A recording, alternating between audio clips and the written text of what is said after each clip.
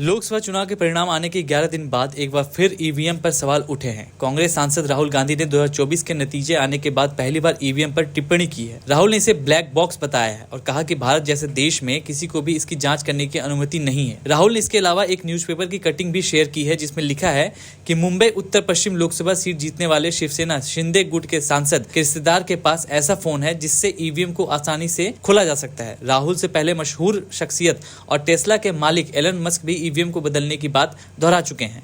राहुल गांधी ने अपने ताजा एक्स पोस्ट के बहाने लिखा है कि भारत में ईवीएम एक ब्लैक बॉक्स है और किसी को भी उनकी जांच करने की अनुमति नहीं है। हमारी चुनावी प्रक्रिया में पारदर्शिता को लेकर गंभीर चिंताएं जताई जा रही है। जब संस्थानों में जवाबदेही की कमी होती है तो लोकतंत्र एक दिखावा बन जाता है और धोखाधड़ी का शिकार हो जाता है। राहुल गांधी ने एक न्यूज़पेपर की कटिंग को भी शेयर किया है। उसमें लिखा है कि 2024 के लोकसभा चुनाव में मात्र 48 वोटों से मुंबई उत्तर पश्चिम सीट जीतने वाले शिवसेना शिंदे गुट के सांसद रविंद्र वायकर के रिश्तेदार के फोन में ईवीएम मशीन खोलने की ट्रिक है। उनके रिश्तेदार मंगेश पांडिलकर पर आरोप है कि उन्होंने अपने मोबाइल फोन से ओटीपी जनरेट कर ईवीएम मशीन को अनलॉक करने की कोशिश की थी। वनराई पुलिस ने उन्हें सीआरपीसी की धारा 41A के तहत नोटिस भी दिया है। दुनिया के सबसे अमीर उद्योगपति और टेस्ला के मालिक एलन मस्क भी इससे पहले इलेक्ट्रॉनिक वोटिंग मशीन पर सवाल उठा चुके हैं।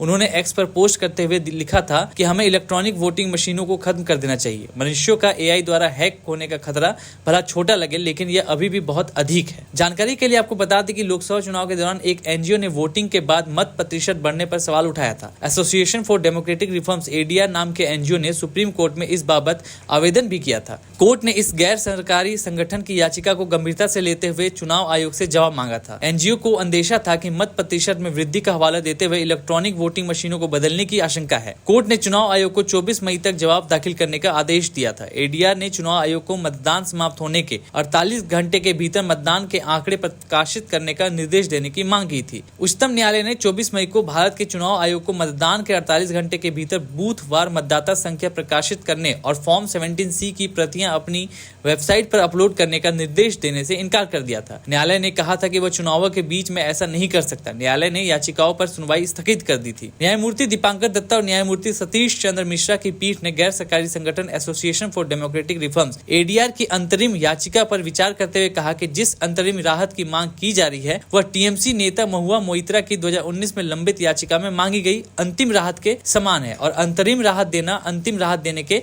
समान होगा। आपको सबको मालूम है कि 4 तारीख को मतदान के नतीजे निकलेंगे, मशीनें खुलेंगी और आपके द्वारा आज मैं जनता को और राजनीतिक दलों को राजनीतिक दलों को अवगत कराना चाहता हूं कि जब मशीन खुले तो आप लोगों को क्या करना चाहिए। ये बहुत बहुत महत्वपूर्ण है। तो मैंने एक चार्ट बनाया आपके लिए, सब दलों के लिए चार्ट बनाया है और जो भी वहाँ काउंटिंग एजेंट बैठे हैं उनके लिए चार्ट बनाया है कि आपको क्या सुरक्षा करनी चाहिए काउंटिंग के वक्त। ठीक है, तो मैं चार्ट ये आपको दे भी दूंगा। अब इस चार्ट में आप देखोगे कि पहले लिखा है CU नंबर। CU नंबर मतलब कंट्रोल यूनिट नंबर, बाईं तरफ ऊपर कंट्रोल यूनिट नंबर। उसके नीचे लिखा है BU number, that means ballot unit number. So control unit number होगा यहाँ, बैलेट नंबर यूनिट होगा। ठीक है, और फिर पेपर सील होगी, उसकी पेपर सील होगी, वीवीपैट ID होगा। सो ये चारों चीजें लिखित रूप में होंगी वहां। ठीक है, आपको मैच करना है क्योंकि ये कंट्रोल यूनिट नंबर तो आपको दिया जाता है। फिर आप आ जाओ काउंटिंग टेबल नंबर 1 में, उदाहरण के तौर पे। तो काउंटिंग टेबल नंबर 1 में आप देखोगे EVM इज ऑन ECI। ठीक है, नो प्रॉब्लम। तीसरा कॉलम बहुत बड़ा इंपॉर्टेंट है। तीसरे कॉलम पे लिखा है 4 जून 2024। ठीक है, और नीचे लिखा है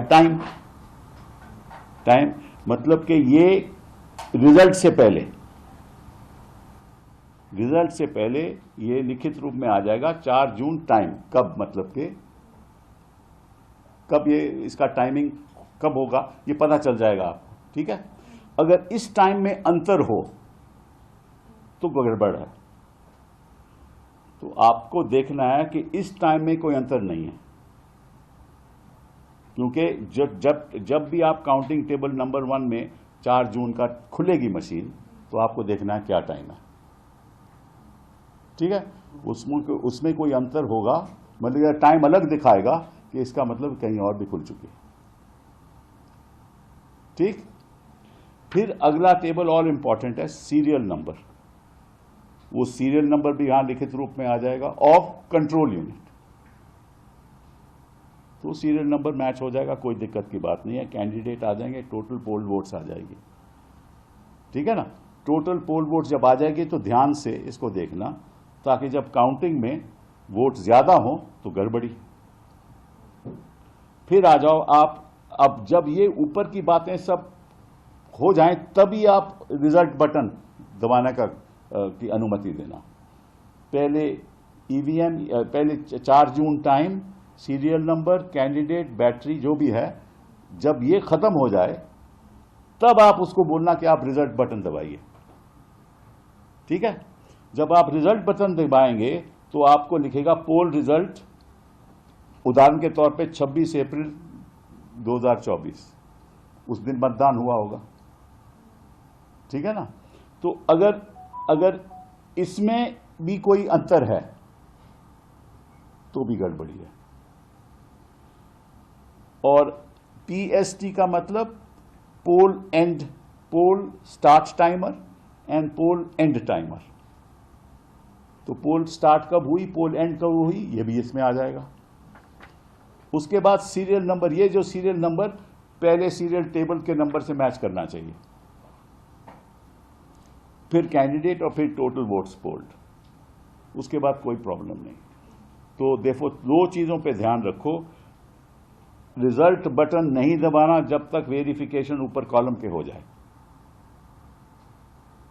और अगर वो टाइमिंग और इस टाइमिंग में अंतर है, वो रिजल्ट की टाइमिंग में, तो गड़बड़ है। उस टाइमिंग में अंतर है तो गड़बड़ है, ठीक है।